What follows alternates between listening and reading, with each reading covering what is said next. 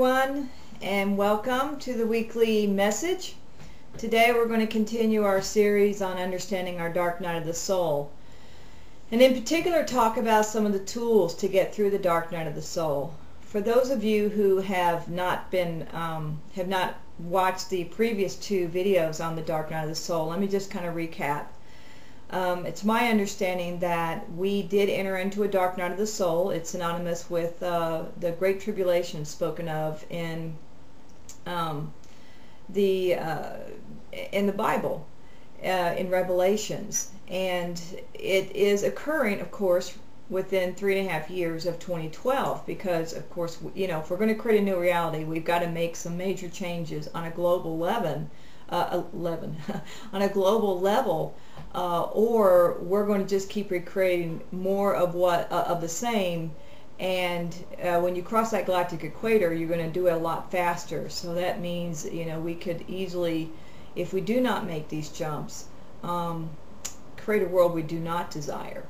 So today we're going to be talking about some of the tools to get through the dark night of the soul, and in particular we're going to be looking at the soul. It's the cell itself, because a dark night of the soul is about integrating a fear that is caused by a dysfunctional belief, and it's a fear that causes us to act in such a way that we give away a lot of our power and almost renders us powerless in a particular area of our lives.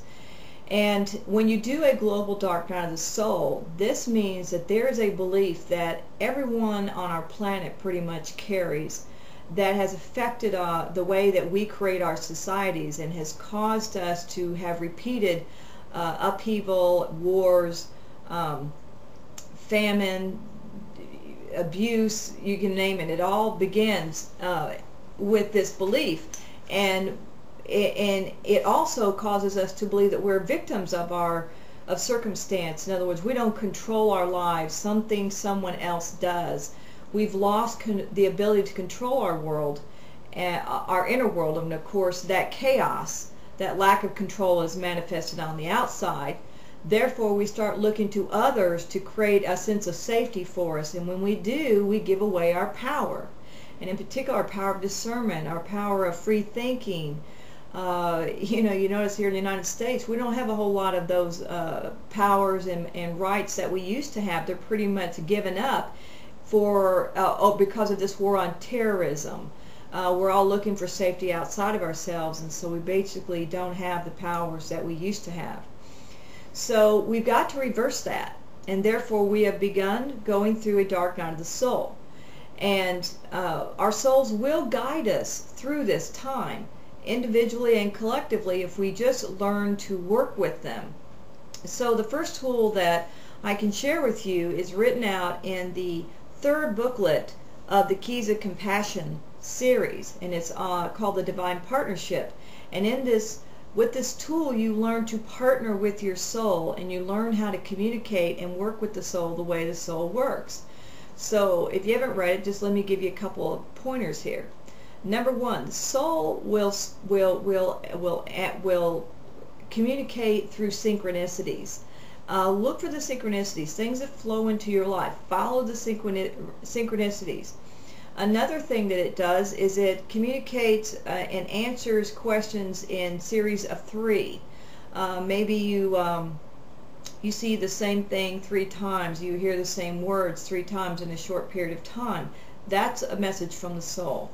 Another thing that the soul does is it gives intuitive hits, those knowings, and you feel them right here in the thymus. That's the soul speaking. The soul doesn't speak from down here, and it doesn't speak from here. It speaks from here. You feel it right here as those intuitive knowings. Now, on that one, people say, well, I get those, but a lot of times, you know, they don't make a lot of sense. They're saying, you know, make this choice or make this choice, and that all it does is trigger a lot of fear, because it doesn't make sense that it would work out.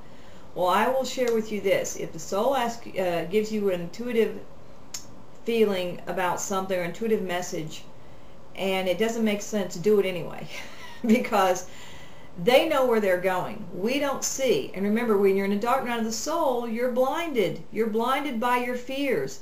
So you've got to learn to trust that inner guidance. Follow that guide within, that God within, because they know where they're taking you. They know where the light is at the end of the tunnel.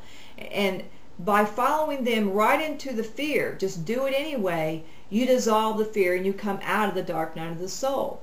So do it, feel your fear, do it anyway, even if it doesn't make sense. And to help you do that, when the fear comes up, here's another technique. Talk to somebody else. Have someone safe to talk to that you can work with over and over again. These are people who will be great sounding boards for you. Now, a person who's safe is someone who you can talk to, who isn't going to make you wrong, isn't going to try to fix it, isn't going to try to shut you down. They're just there to say, yeah, I hear you, that really sucks. You know, that's very scary, I get it. And my heart goes out to you. You just need someone to let you verbalize the fear. Here's why. When you verbalize the fear, you take the power out of the fear. And that's how you begin to dissolve it, day by day.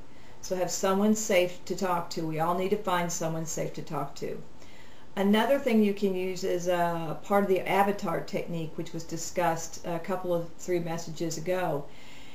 There are people in your daily life who represent the players in your inner world. The players in your inner world are your soul, you, the self, your inner child, and your ego.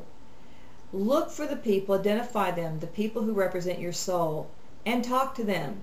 If you can't communicate with your soul, talk to the people who represent the soul in your life, and then follow whatever guidance they give you, because they're usually going to be right on. So hopefully these techniques will help you in getting through this dark night of the soul, and next week we'll talk about some more. And I'll continue to do this until I get through as many as I can think of, so that as we move through this next 3.5 years, we will have these series of videos to come back to for reference whenever we need some help to figure out how to take the next step. So you have a great week, and I'll talk to you next week. Bye-bye.